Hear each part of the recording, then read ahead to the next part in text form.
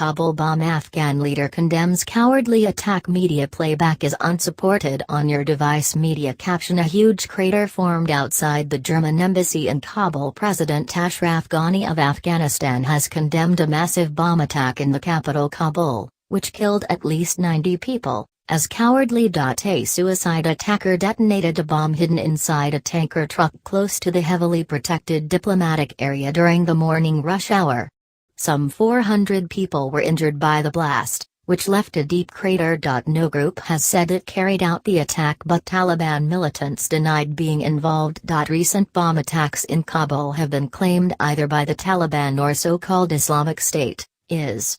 Most of the casualties were Afghans, but foreign nationals were also injured, including 11 U.S. citizens. The bomb exploded close to the German embassy, where a number of staff were injured. Image copyright Reuters. Image caption: injured Afghans, some with blood on their faces, fled from the scene on Wednesday. Authorities in Germany postponed a deportation flight due to return failed Afghan asylum seekers, with a government source telling AFP news agency that diplomatic and consular staff had more important things to do than to deal with organizational matters so soon after the attack. Hell of losing loved ones in pictures. Kabul explosion. When and where did the attack take place? The bomb went off at about 8:20 local time, 3:50 GMT, near Zandbach Square, outside the Green Zone.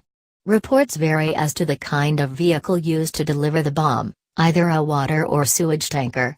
One Western diplomatic source told AFP news agency the blast had been caused by more than 1,500 kilograms, 3,307 pounds, of explosives. The area is home to key buildings including embassies and the presidential palace. More than 50 other vehicles were destroyed. Image copyright Reuters. Image caption: local hospitals treated the casualties as people waited outside for news of loved ones who were the casualties. Many of the casualties appear to have been Afghan civilians on their way to work or school, and office workers in nearby buildings. I have never seen such a terrible explosion in my life, local shop owner Syed Rahman told Reuters news agency after his store was badly damaged. Another resident, Abdul Wahid, told the BBC the blast had been like a heavy earthquake.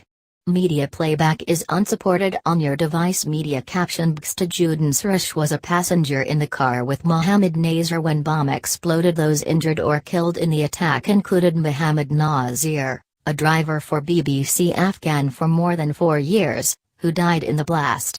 4 other BBC employees were injured. 11 U.S. citizens working as contractors at the American embassy were also injured. Employees at the German embassy were injured and 1 Afghan security guard had died.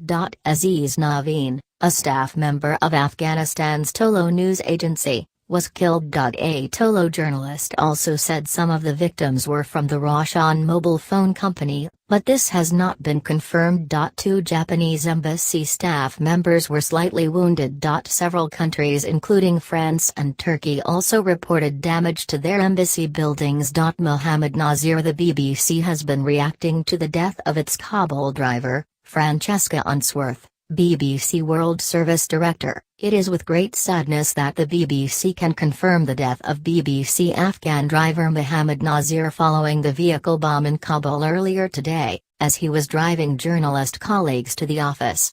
Mohammed Nazir worked as a driver for the BBC Afghan service for more than 4 years and was a popular colleague. He was in his late 30s and he leaves a young family. This is a devastating loss to the BBC and to Mohammed Nazir's friends and family. Tony Hall, BBC Director General: many of our staff face dangerous situations every day as they report from volatile areas around the world. It's testament to their bravery that we are able to provide trusted, impartial coverage, but consequences like this are devastating for us all. Our thoughts and prayers are with Mohammed's family and many friends at such a very sad time. Waeed Massoud, BBC Afghan Service: Mohammed Nazir was young. He was the father of 4 children and the only breadwinner in his family. He had a gentle smile and a warm personality. I knew Nazir for years and I worked with him most days of the week. BBC journalists, Support staff and visitors remember him as an honest and reliable person. Most colleagues deploying from Kabul to dangerous provinces would prefer to go with Nazir. Read Waid's tribute in full. Has Germany stopped deportations indefinitely? It appears not. AFP's source at the Interior Ministry said there would be no flights for a few days, but they would resume. Germany argues Afghanistan is a safe country for failed asylum seekers to return to, unlike Syria, for example. Chancellor Angela Merkel has condemned Wednesday's bombing, saying terrorism has no borders. Afghanistan's new great game. Can the Afghan military turn the tide?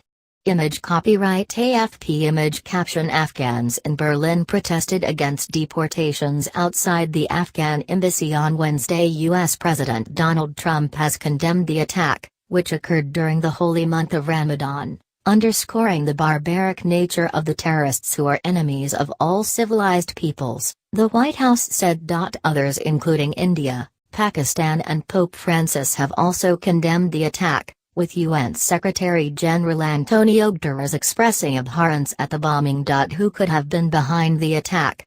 The Taliban has denied responsibility, but Afghan government spokesman Sadiq Siddiqui said it was very typical of them to do so in situations with many civilian casualties. Their denial will make no sense because it's very clear for people who is behind these kinds of attacks, he said. The Taliban said it would focus on foreign forces when announcing the start of their major spring offensive last month, and recently attacked an Afghan army training compound in the northern city of Mazar-e-Sharif. The IS claimed responsibility for a suicide bomb attack this month on a NATO convoy passing the U.S. Embassy in Kabul.